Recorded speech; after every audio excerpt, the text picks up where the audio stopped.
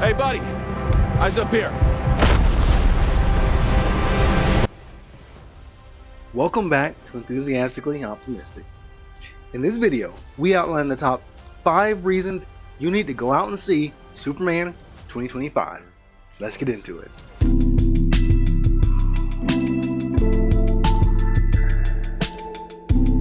Number 5. This movie is so much fun. And that's the great thing about it. This is the most fun you've ever had in any Superman live action version. Honestly, we everything from kaiju showing up, epic battles, obviously we've seen before, but the tone is fantastic. It's light, it's enjoyable, it's fun, it's exciting to see Superman in action. This is a world in which imagination runs wild. I think James Gunn described it as a fantastical alternate reality. And so that's the way it feels, honestly. And so seeing the movie, you just get excited. It's just this phenomenal, enjoyable experience. You want to revisit this world as soon as possible. Number 4, the cast. So I love a good supporting cast, and this movie delivers in spades. For example, we obviously have the cool superhero supporting cast. We have Guy Gardner, we have Mr. Terrific, and we have Hawkgirl, plus Metamorpho. This movie literally feels like a cartoon come to life. Guy Gardner is awesome. Mr. Terrific is the standout character, I think, standout supporting cast character. Awesome character.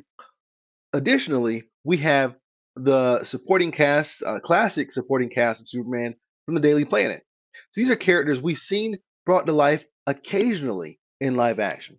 For example, if you remember the TV series Lois and Clark: The New Adventures of Superman, way back in the 90s. Well, there we had Cat Grant, for example. Great character. We've only seen her brought back sporadically. She appeared very briefly in the Smallville series, then we haven't seen her since. And so to have her in this was awesome. To have Ron Troop, he didn't say much, but he was there.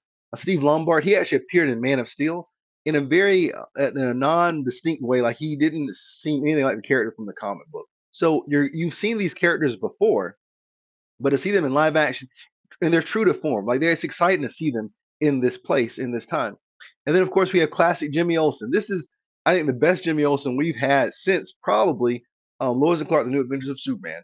Honestly, you have Jimmy Olsen. He feels like that awesome sidekick character who's there for Lois, there for Clark. Just awesome, fun, enjoyable character to watch. And of course you have Perry White. Like he didn't get quite enough screen time, but I'm okay with the amount of screen time the characters receive because it makes me want to revisit this world and see more of these characters. Number 3, Lex Luthor. So, okay, I'm a huge Lex Luthor fan, but honestly, when it comes to live action, we had the Gene Hackman version, which, was great. Honestly, we love Gene Hackman, obviously, but it was a very limited in scope version of Lex Luthor. Then in Superman Returns in 2026, we had that version revisited, but a more hardened version of him. Lex has never been showcased as a real threat to Superman. This movie corrects that. This is the best Lex Luthor we've seen in terms of a brilliant scientist, brilliant businessman. That whole part is still there, but he's a legitimate threat to Superman.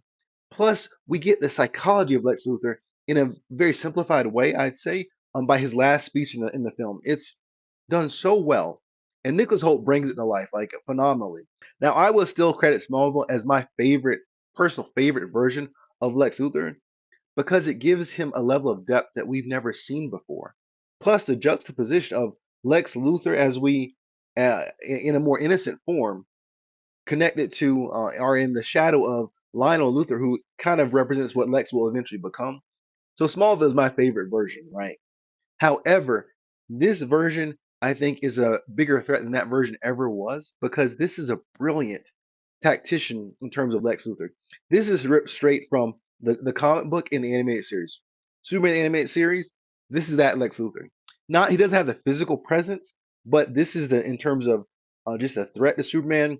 Brilliant, using every tactic possible to attack Superman. This is him.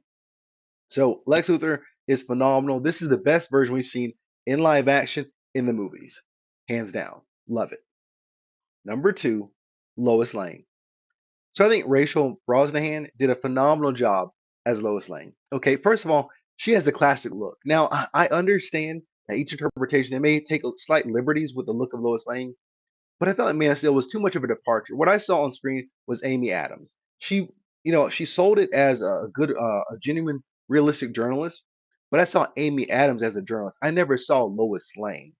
And so Lois has a classic look that just needs to be true to form. And Rachel Brosnahan, she looks like Lois Lane, hands down, straight from the comic books. This Lois Lane nails. I love her interaction with Clark. I love the interview scene. It's one of the best ways to introduce those characters in terms of seeing their dynamic, their back and forth. And she challenges him in a realistic but appropriate way that makes you understand why he appreciates her so much. Because they do have very different worldviews. And yet you see the influence he has on her too, because she is very cynical, right? That is seen on screen. His more kind viewpoint, like I said, that's the real punk rock. I love that scene in the movie. It softens her to a degree. Plus, I think she being in the midst of the battles, if you get the sense that perhaps this Lois has never been in the center of these things before, these type of conflicts, until this movie, where she is right in the middle when she's working with Mr. Terrific. She's seen it, and I feel like the look on her face is like, oh my goodness, this is what he faces on a daily basis. Like this is what he's up against. I think that changes her viewpoint. That between that immersion in his world, on top of seeing his family for the first time, just this is a fantastic version of Lois Lane. Rachel Brosnahan brings her A game. This is a phenomenal version, and again, I just can't wait to see more. Number one, Superman. So obviously, the standout person in this movie is Superman himself. David Cornswet does a phenomenal job of bringing this character to life, and I give so much credit to James Gunn in really understanding and grasping the nature of the character. He is kindness embodied, and so that line that I feel like is going like becoming a meme now is he and Lois are kind of in a back and forth. She's like she's a punk rocker, and that's like classically what she is, and but that means she's cynical and stuff. And she said they're so different because he has such a kind view and trusts people and has that viewpoint. He says, well, maybe that's the real punk rock. Fantastic line, fantastic scene. And just that's the nature of Superman. He saves people, a lot of saves. They're great saves in this movie. It highlights that he's not there to prove anything. Even the reinterpretation now of his look. I remember when it first came out, everyone had a different take on it, like, oh my goodness, that looks so lame, or that doesn't look like the muscular Superman we're used to.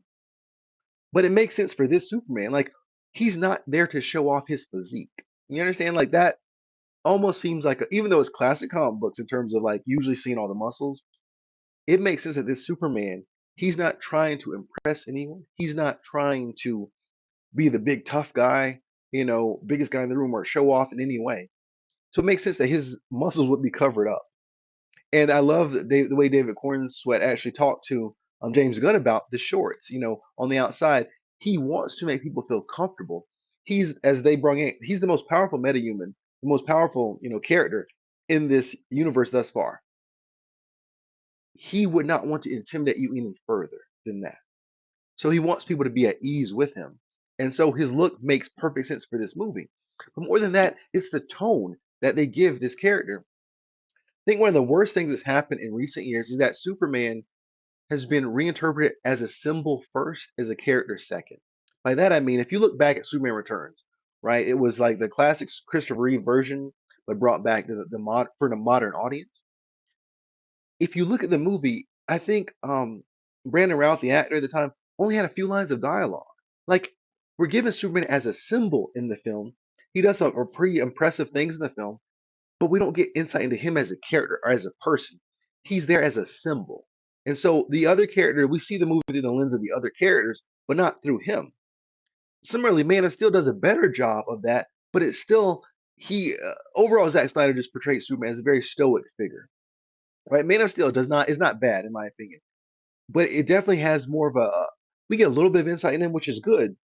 But from that point forward, in the other Superman films that Snyder gives us, it's a very I feel like just a very limited view of the character. It's like he's a powerhouse, he's a symbol, he's someone people look to. Okay.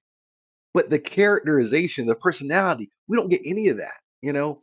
This movie delivers. Like, yes, he gets upset, he gets frustrated, but he's a real person. It removes that whole idea that Superman's this perfect guy, this perfect character. He's so boring. He's not boring in the least. He feels like a fleshed out, three-dimensional person. And I think that's the thing. If you're going to do a movie, about Superman, he should be the main character, right? He should feel like the main character. It shouldn't be a movie around Superman, which I think Superman Returns did. It's around him. This Superman 2025 is about him. And we get the proper insight into his character that we need as an audience to really connect with him and to enjoy our time with him. Like I said, some of that was done in Man of Steel. No shade thrown at that movie. But I think this does such a better, even a better job of really giving us insight into him. Plus, on top of that, you understand why he's the way he is because of his parents. They have a very brief role in this film, but it's beautiful. It is.